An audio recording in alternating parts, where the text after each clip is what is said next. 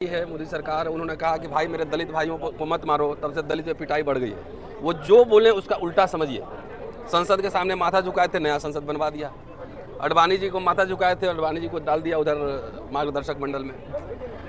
तो हमारे साथ तो हमारे ज़िंदगियों पे, खास तौर से जो दलित आदिवासी हैं उनकी ज़िंदगियों पे तो रोज़ पुलवामा हो रहा है, रोज़ हो रहा है। कहीं ना कहीं उठा के देखिए, कहीं ना कहीं हिंसा हो रहा है, वायलेंस हो रहा है, रेप हो रहा है। अभी सीरिया कांड आप लोगों के सामने है। बच्चे आईआईटी में सुसाइड कर रहे हैं, कोई एक्शन देखा है? रोहित मुमला से लेके आज तक कोई एक्शन है? इस सरकार में सबका साथ सबका विकास, पिछले 5 साल में 25,000 SC ST OBC के बच्चे आईआईटी यूनिवर्सिटी सब छोड़ चुके हैं, मेडिकल सब छोड़ चुके हैं। स्कॉलरशिप गायब है, और स्कॉलरशिप के वो कंडीशन लगा दिए हैं कि जो क्लास 4 एम्प्लॉयज़ भी हैं उसके बच्चों को भी स्कॉलरशिप नहीं मिल सकता है। तो मुंबई और जयपुर ट्रेन में जो अभी हादसा हुआ, वो सब वही कह बोले ना, इसको अलग अलग मत देखिए यार। वो सब एक ही सूत्र जो इन्होंने बीज रोपा है, चाहे नूह हो, चाहे बॉम्बे का ट्रेन हो, चाहे मणिपुर चल रहा है, चाहे पुलवामा, सब एक ही डिज़ाइन का पार्ट है। डिज़ाइन को समझिए। मैंने आपको क्या कहा कि इनका जो पूरा फिलॉसफी है, 100 साल लगे हैं इनको, भारतीय संविधान में, इंडियन रिपब्लिक में विश्वास ही नहीं है। ये तो कोई ऐसा हो सकता है कि जनादेश लेकर आया हुआ सरकार तानाशाही के साथ वो काम करे। इनको रिपब्लिक पे, इंडियन रिपब्लिक ऐसा लग रहा है कि ये कोई विदेशी शासक है ये, और इंडियन रिपब्लिक पे इसने कब्जा कर लिया है। जितने जो संवैधानिक संस्थाएं हैं, कॉन्स्टिट्यूशनल बॉडीज़ हैं, क्या सब प्रॉपर काम कर रहा है? आप आइए, यूनिवर्सिटी में पढ़ाता हूँ, हर कॉलेज एक जेल बन चुका है। पहले हम लोग कैंपस में फ्रीली घूमते थे, यहाँ से वहाँ कहीं जा सकते थे। आज एक कॉलेज से दूसरे कॉलेज में आप नहीं जा सकते। तो इनको लगता है कि एकदम कब्जा कर लिया है, इंडियन रिपब्लिक पे धावा बोल दिया है। साधु लोग कैसे धर्म संसद कर रहा है, वो कह रहा है गांधी के हत्यारों को सेलिब्रेट किया जा रहा है। बेसिकली इनको गांधी को मारने वाले कौन सी विचारधारा थी, ये समझिए। कुछ लोग कह रहे हैं कि 14 में आज़ादी मिली है, इसका क्या मतलब है?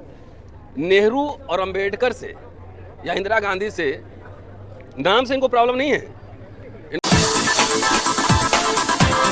इनको प्रॉब्लम है कि जो भी डेमोक्रेटिक संस्थाएं, इंस्टीट्यूशन उन्होंने बनाई है उसको ध्वस्त किया जाए, उसको खत्म किया जाए। ठीक, बगल में जाके देखिए, इंडिया क्या Indira Gandhi art centre of art and culture है।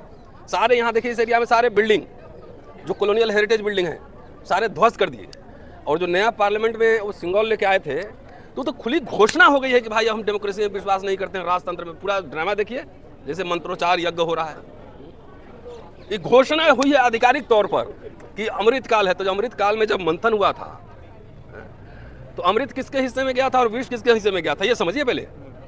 तो इस देश के जितने यहाँ के जो दलित, शुद्र, अति शुद्र जितने समुदाय हैं, उसको विष मिल रहा है सीधा। अब जो मणिपुर में हुआ दलितों आदिवासियों के ऊपर, उसके बाद क्या मुसलमान टारगेट होगा क्या? 24 मुसलमान इनके तो परमानेंट टारगेट पे है ना, आप समझिए। राइट विंग पॉलिटिक्स का इमरजेंसी, RSS हिंदू महासभा के टारगेट पे मुसलमान है। उनको तो लगता है 100 साल के मुसलमान को इसमें यहाँ नहीं रहना चाहिए। आज़ादी में इनकी कोई भूमिका नहीं थी, कोई भूमिका नहीं थी। और जो मुसलमान यहाँ रहे स्वेच्छा से रहे, उन्होंने अपनी धरती माना, भारत के हिंदुओं को उन्होंने अपना नेता माना।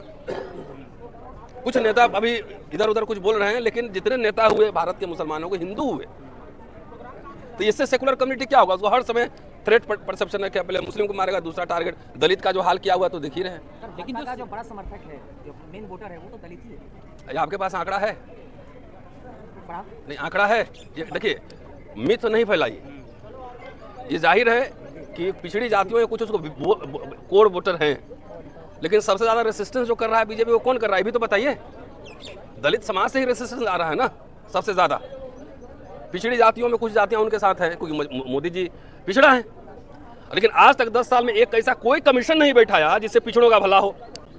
उल्टा सुप्रीम कोर्ट में हलफनामा दे रहे हैं कि हम जाति जनगणना नहीं कराएंगे। तो अब इस देश के पिछड़ों का, जो उनके समर्थक हैं, आंख खुल जाना चाहिए। आंख खुल जाना चाहिए कि अगर हिंदू राष्ट्र बनेगा, ये तथाकथित हिंदू राष्ट्र नहीं, कुछ और राष्ट्र है। बाबा साहब ने कहा था पूंजीवाद और ब्राह्मणवाद 2 हमारे शत्रु हैं। तो हिंदू राष्ट्र के हिंदू तो 19वीं सेंचुरी का वर्ड है। ये ब्रह्म राष्ट्र बनेगा, ये पूरा जनऊ लीला वाला राष्ट्र बनेगा। पिछड़ा का उसमें क्या हक है बताइए तो जरा मुझे। अभी तो डेमोक्रेसी है, डेमोक्रेसी है, उसमें पिछड़ों को प्रधानमंत्री ने कौन सा कमीशन बैठा के एक राइट दे दिया? तो एक तरह से समझिए, ये पूरा संविधान और मनुस्मृति के बीच का एक धर्म युद्ध है। इस देश के तमाम लोगों को, पिछड़ों को खास तौर से मैं कह रहा हूँ, ये समझना पड़ेगा कि आप जो है पक्ष में संविधान के खड़े हो जाइए। और जात जात बोलने, जात जात के चक्कर में मत जाइए। सबसे ज्यादा हकमारी आप ही को होने वाली है। हादसा पर जो मतलब कि पूरा गन शूटिंग हुआ, उस पर लोग कुछ सोशल मीडिया पर सेलिब्रेट कर रहे हैं, हीरो की तरह उसके प्रेजेंट कर रहे हैं। जब गोडसे को हीरो यहाँ बना रहा है, उस आदमी एक नहीं देखा उत्तर प्रदेश में गांधी को गोली मार रही है और गोडसे को सेलिब्रेट कर रही है। तो गोडसे के विचारधारा वाले लोग ये समझते हैं कि हमने इस देश पे कब्जा कर लिया, हुकूमत। नहीं तो कोई ऐसा शासक समूह होगा कि जो अपने ही देश को इस तरह से तबाह कर रहा हो। हजारों लाखों जो है करोड़ रुपया लेकर पूंजीपति से भाग गया। ये ऑक्सफैम का डेटा आ रहा है, कई विदेशी एजेंसी लिख रहे हैं कि ये मीडिया इंडेक्स में सबसे नीचे जा चुका है, भुखमरी की हालत खराब है, कॉमन वाले ज़्यादा बढ़ रहे हैं।